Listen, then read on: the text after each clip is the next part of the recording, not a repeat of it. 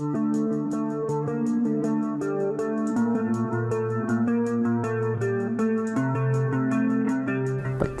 protokol kesehatan lah, pasti itu. Walaupun begitu, saya juga sudah vaksin juga sudah 2 kali pun masih kena saya, masih sempat kena COVID juga. Karena itu saya kira tidak boleh kendor ya. Itu yang pertama dalam semua aktivitas. Yang kedua memang walaupun tugas cukup banyak juga kemarin itu pada masa-masa yang sangat tinggi itu kita juga advokasi ke beberapa tempat, bahkan mengunjungi, membesarkan hati teman-teman di lapangan, itu juga punya risiko juga. Nah, oleh karena itu kita istirahat memang harus berkualitas, Pak. Bukan jumlahnya, misalnya tidur. Ya tidur itu jangan, kalau bisa jangan diganggu, dalam 2-3 jam itu betul-betul tidur kita kan. Ya artinya kualitas yang kita ini kan istirahatnya, ya kan. Yang berikutnya tentu makan. Kita udah tahu mengukur diri. Kira-kira makan saya ini apa yang membuat saya misalnya punya sakit mah kronis. Ya pada masa pandemi ini betul-betul saya hindari, Pak. Makan apa misalnya durian misalnya kayak gitu ya, atau makan yang membuat kita sakit gitu. Itu saya kira yang kedua yaitu bagaimana menjaga kesehatan diri dari sisi istirahat, makanan dan lain sebagainya. Begitu juga saya ada olahraga, Pak. Olahraga yang saya rutin itu adalah tenis meja. Ya, karena tidak membutuhkan sebuah tenaga terlalu besar ya, tetapi cukup untuk dapat menggerakkan, berkeringat dan secukupnya kita lakukan itu ya. Secara rutin lah seminggu 2-3 kali gitu. Misalnya tenis meja itu ya kan kita nggak boleh double. Ya hanya single kan gitu kan. Tetap menggunakan masker gitu, dan pada umumnya kan tidak terlalu banyak kecuali turnamen. Kalau turnamen kan banyak, tapi kalau tenis meja di lingkup-lingkup tempat itu kan paling ada 4 orang, 5 orang gitu aja. Sebelum pandemi sih pernah turnamenan gitu loh, Pak. Turnamen kampung gitu ya. Ya pernah, nggak pernah, kita kan cuma penggembira lah.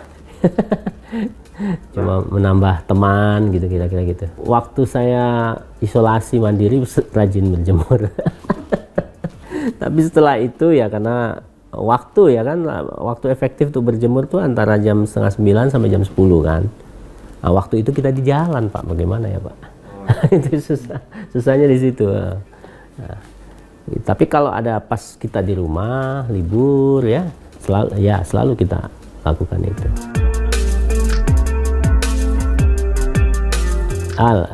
Kalau musik lagu sih pop lah, pop aja biasa lah, yang melankolis gitu. Rinto Harahap gitu, Pak ya? Ya kira-kira gitu, Rinto Harahap, Tommy J. Pisa kan, Rano Karno. Ya buat adem lah gitu. Kan di rumah juga kan soal mic adalah satu gitu buat ya kita karaoke gitu, karaoke di rumah sendiri gitu ya. Iya, kebetulan anak-anak saya itu yang satu sudah selesai kuliah, satu lagi masih kuliah, satu lagi di pesantren. Jadi cuma 3.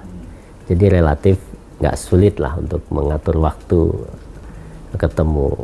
Yang masih kuliah itu karena kos di Bandung, kita janjian kapan dia pulang kan gitu kan. Kalau yang di pesantren memang sudah tatap muka sudah lama nggak pulang-pulang, Pak. jadi nggak balik-balik. Jadi tinggal saya bertiga di rumah itu, ya. Jadi tidak sulit lah untuk ngatur waktu bertemu. Walaupun akhir-akhir ini saya mulai banyak keluar kota ini, ya. Mau nggak mau lah kita jalani. Dan ya kalau sempat misalnya pernah satu saat saya dari Jakarta Manado langsung Lampung, Bali, Lombok. Nah, kalau sudah jalan seperti itu, saya usahakan bagaimana caranya supaya mampir dulu ke rumah. Itu mampir dulu ke rumah, ya 1-2 jam, nggak apa-apa. Nah, kita berangkat lagi. Jadi walaupun sebenarnya lebih efektif langsung gitu misalnya. Tapi kalau bisa kita mampir dulu ke rumah gitu. Saya kalau cerita pendidikan saya itu panjang ya. Panjang. Cita-cita awal saya itu bukan perawat sebenarnya. Cita-cita awal saya itu menjadi insinyur pertanian, Pak. Dan saya ikut Sipenmaru waktu itu, saya diterima di Universitas Lampung. Tapi waktu sambil menunggu masuknya, itu ayah saya kecelakaan.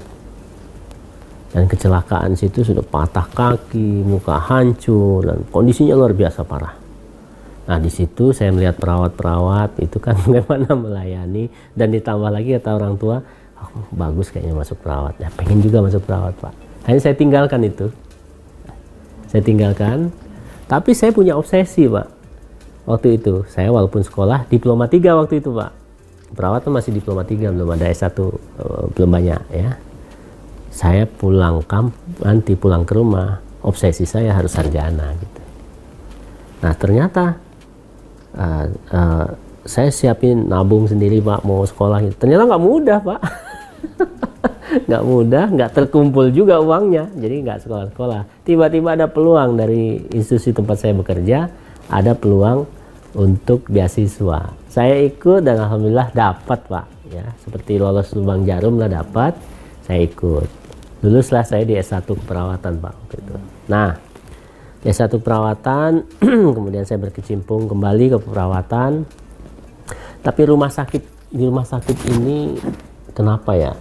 Kok seperti orang itu dokter minded gitu dalam sisi manajemennya ya. Tapi saya lihat dokter itu hanya segan ya dengan 1 orang hukum, 2 orang akuntansi. Saya sekolah hukum deh. Saya sekolah hukum kenapa? Karena menurut saya ada ruang kosong misalnya di SDM, di bagian personalia. Itu ada peluang untuk kita bisa bagaimana perawat ini bisa saya mau masuk ke personalia supaya bisa membantu perawat-perawat ini dari sisi karirnya gitu, ya kan? Nah, persyaratannya itu selain sarjana SDM juga sarjana hukum. Nah, waktu itu ya memungkinkan bagi saya karena saya masih kerja, pulang kerja terus kuliah, ya ke fakultas hukum, gitu kira-kira. Nah, tapi tujuan utamanya itu bagaimana kita bisa berkecimpung di manajemen yang bisa memikirkan perawat lebih banyak gitu. Waktu itu seperti itu. Nah setelah itu hukum ya karena banyak teman-teman udah selesai gitu ya, Pak. Kamu ini ambil ini dong, advokat. Masuk lagi saya kursus advokat, Pak. Kursus advokat, tapi cuma kursus saja. Ayo juga ujian, ya, masuk juga ujian juga, lulus juga saya jadi advokat, Pak. Jadi itu. Nah, nggak praktek juga saya, tapi yang jalanin teman-teman, Pak. Saya nggak aktif banget. Nah, terus kebutuhannya lain apa? Ini kita bergerak sebagai tenaga kesehatan, bergerak di rumah sakit. Hukum sekarang berkembang, ada hukum kesehatan. Pengen juga, Pak, ke situ. Nah, ternyata waktu itu ada kelas Jakarta, ya kan? Saya ambil ya kelas Jakarta. Saya sekolah di Semarang sebenarnya, ada kelas Jakarta. Dan itu saya sempat pendidikan saya yang paling lama, Pak, 8 tahun, Pak, hampir di DO saya. Ya, dan selesai S2 saya di S2 hukum. Nah, ternyata saya setelah itu jadi ketua umum PPNI, saya berhenti bekerja, Pak, di 2015 karena tuntutan pekerjaan ini harus fokus. Jadi saya berhenti dan kantor advokat juga diserahkan teman untuk menjalankan dan saya berhenti. Tapi saya masih nyantol sebagai dosen, Pak. Sebagai dosen. Nah, ini teman-teman di fakultas itu bilang, ya kamu ini dong katanya linier gitu kan. Nah, kalau dari perawat ke hukum tuh nggak linier. Sudahlah kamu sekolah. Aduh waktunya nggak ada. Udah coba deh dicoba pasti ada waktu katanya. Saya coba, Pak. Ya alhamdulillah, Pak. Selesai juga S2 perawat, Pak. Masih ngobrol dengan teman-teman dosen ini, linier lah katanya. Ada kesempatan sekolah lagi, membuka program S3 perawat baru di UNAIR.